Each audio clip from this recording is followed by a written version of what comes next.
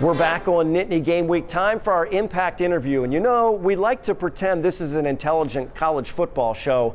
The intelligence level is going to a place we will never reach again with our next guest.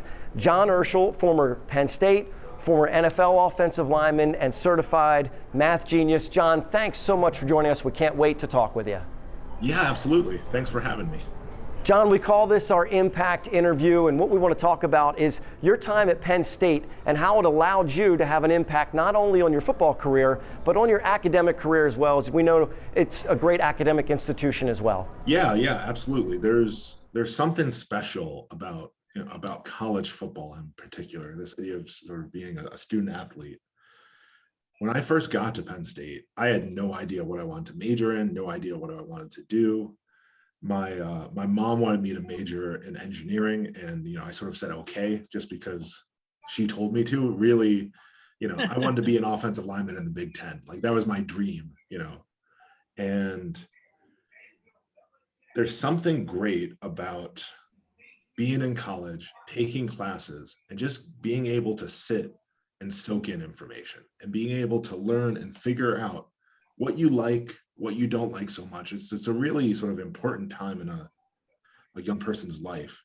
And I was really lucky, especially with Penn State football, having the opportunity to really explore and choose what I wanted to major in. I didn't come in and have academic counselors tell me, oh, don't major in this, it's too difficult, or don't take that class, or don't try that class because it's too hard.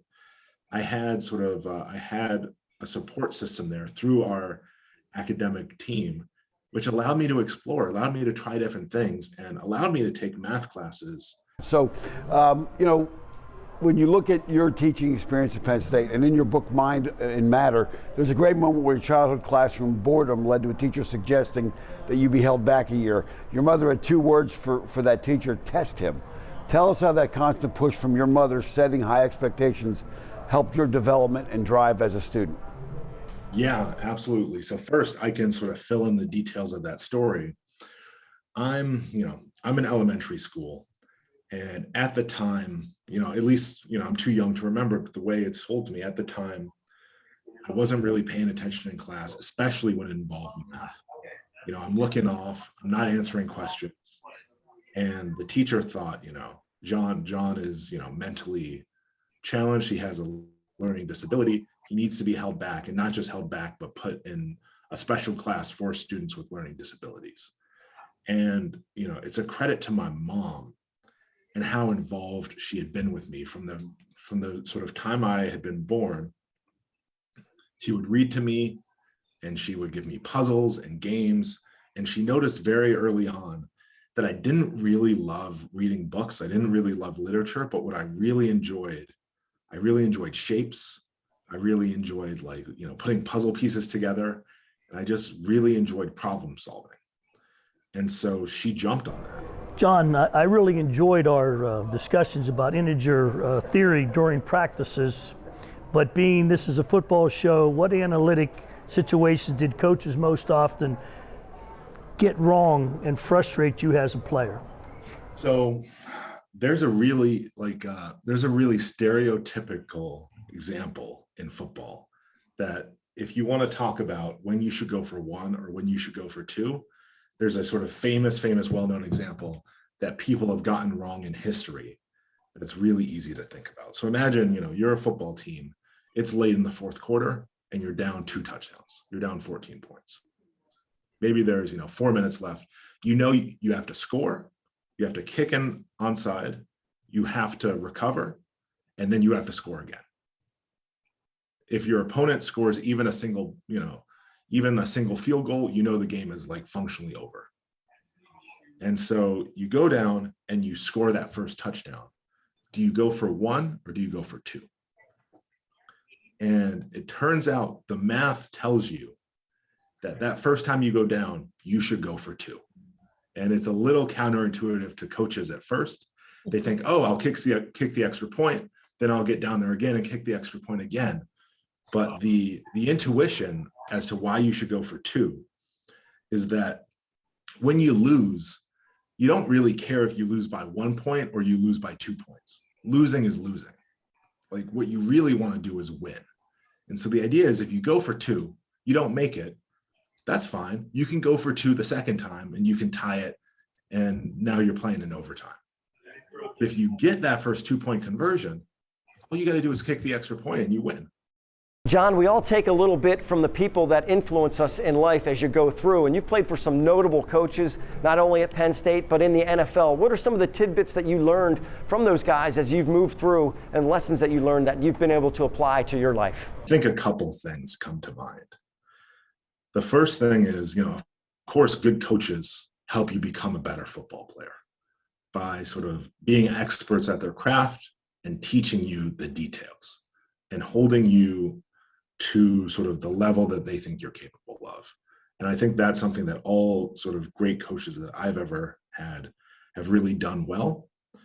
I think there's an aspect, especially to coaching, where you're trying to help people improve as football players, but you're also trying to sort of help them out in life, help them be better people, help them have good habits, good sort of morals. And that's something that, in particular, Dick Anderson really did a good job of focusing on. He wanted to make sure we were precise, we were doing the right things technically with respect to football, but he wanted to make sure that that carried over into all aspects of our life. Our eating habits, our sort of habits in the classroom, how we behave with family, and sort of just how we behave as people. And that's something that I think is quite important. And then the last thing is something that I think about a lot, is believing in people before they believe in themselves. Really seeing the potential in people and seeing what people can do and conveying that to them in a way that you think is most productive to them. And I remember, I was a 2-star recruit out of Canisius High School in Buffalo, New York. I was the 7th offensive lineman added to Penn State's class, and only 5 offensive linemen can play at a time. So first of all, me being added to that signing class makes absolutely no sense. I was the second to last, the 7th offensive lineman. Why are they signing 7 offensive linemen? I don't understand, but I'm just happy to have an offer. And I get there, and I remember on my very first visit, I hadn't talked to Joe at all. So, this whole weekend, I hadn't talked to Joe at all. And then it's the last sort of breakfast on Sunday morning, and it's at the Penn Stater.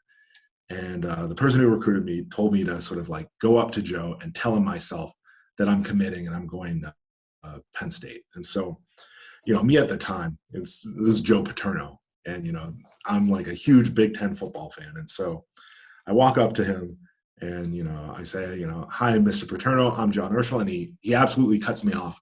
He says, "I know who you are." And he says, "You're that tough, hardworking kid from Canisius High School, a Jesuit high school. I know something about sort of the Jesuit system."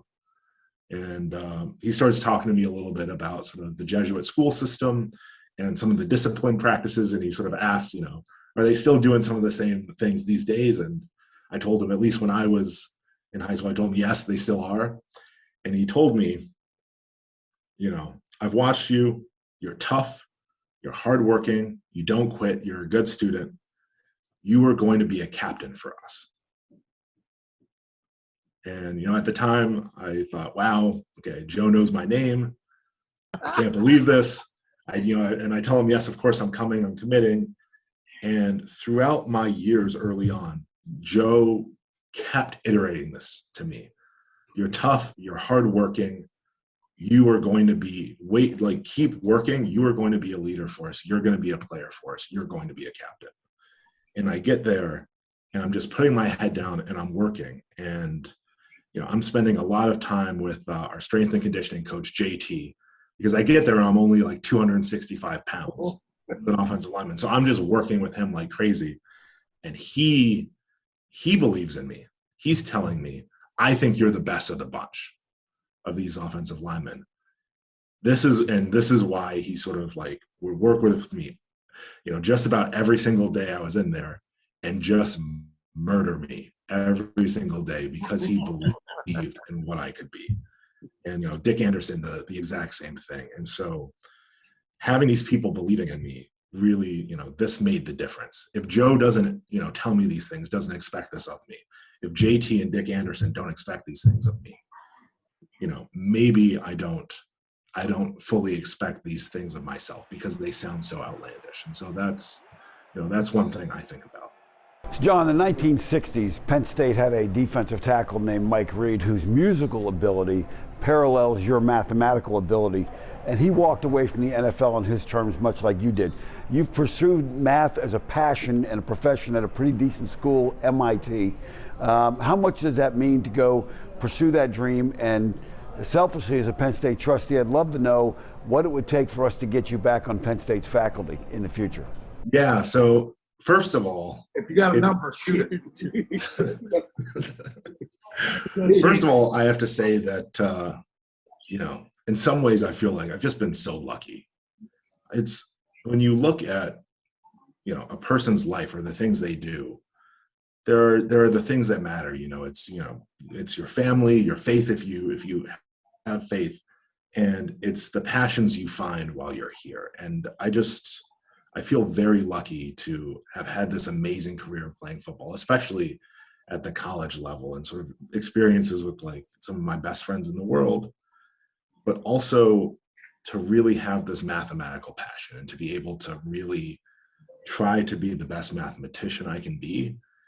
When football ends for a lot of guys, it can be tough.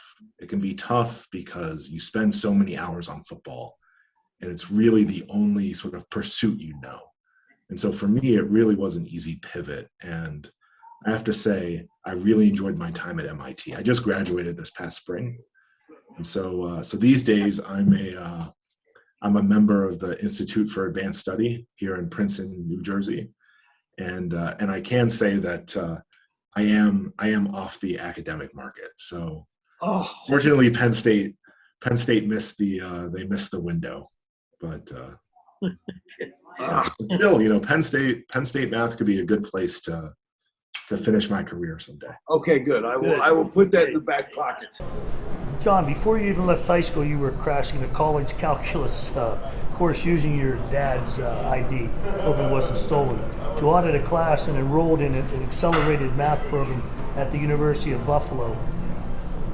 In that program, your professor, Mr. Magnusson, gave you extra credit project that consumed you. What did that challenge teach you both as a mathematician and as a football player and in life?